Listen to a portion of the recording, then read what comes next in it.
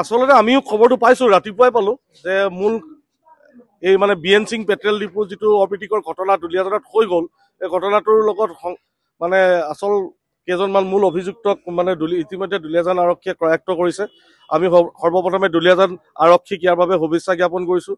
অলপ আগতে কৰায়ত্ব কৰিব লাগিছিলে, হয়তো কিছু বিধি পথালি হ'ল বাৰু, যি কি নহওক সদৌ তেওঁলোক কৰায়ত্ব হ'ল। আমি তেওঁলোককো এবাৰ চাই যাওঁ আৰু মানে আৰক্ষী পৰিদৰ্শকজনকো এবাৰ লগ কৰি যাওঁ। ইয়াৰ পিছতে আমি সমজিলা আয়ুক্তৰ অফিচলৈ গৈ আছোঁ। তাত কি হয় আলোচনাটো আমি পৰৱৰ্তী কালত আপোনালোকক জনাম। অইল ইণ্ডিয়াৰ লগত যিখন মিটিং হোৱা কথা আছিলে, সেই মিটিংখন আমাক 19 তাৰিখে কল কৰিছে। সেই মিটিংখন আমি 19 তাৰিখৰ মিটিংখন কৰাৰ পিছত আমি তাৰপিছত অইলে কি জনায় সেইটো আপোনালোকৰ সংবাদ মাধ্যমক আমি অৱগত কৰাম।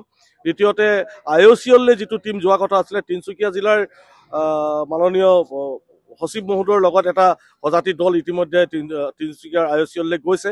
এই সকলোবিলাক সাঙুৰি পেলাই আমাৰ সংগ্ৰামখন কেনেকৈ আমি আগবঢ়াই লৈ যাব পাৰোঁ, ৰাইজৰ সহযোগত এই যিটো অপ্ৰীতিকৰ ঘটনা দুলীয়াজানত ঘটিলে তাক কেনেকৈ নিষ্পত্তি কৰিব পাৰোঁ, ইয়াৰ যি পৰৱৰ্তী কাৰ্যসূচী হ'ব সেয়া আমি সন্মানীয় সংবাদ মাধ্যমক ডাঁৰৰ বাতৰি ডাঁৰেৰে দি থাকিম।